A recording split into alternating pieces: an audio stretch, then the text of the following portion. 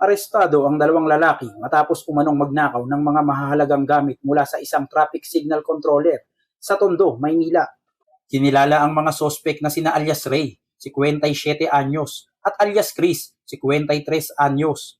Nahuli ang mga ito bandang alas 7:55 ng gabi noong Hunyo 7 taong 2026 sa isinagawang follow-up operation ng mga tauhan ng Abad Santos Police Station.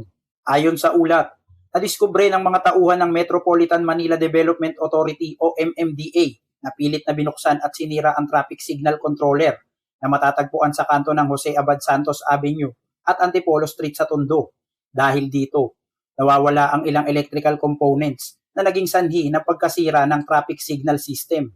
Agad namang iniulat ang insidente sa pulisya na nagsagawa ng verifikasyon at masusing investigasyon. Sa tulong ng isang testigo, natukoy ang pagkakakilanlan ng mga sospek at kalaunan ay naaresto sa kanilang pinagtataguan. Nabawi ng mga otoridad ang ilan sa mga ninakaw na kagamitan, kabilang ang isang automatic voltage regulator o AVR at isang communication switch. Gayunpaman, hindi pa natatagpuan ang iba pang mga kable na tinangay ng mga sospek.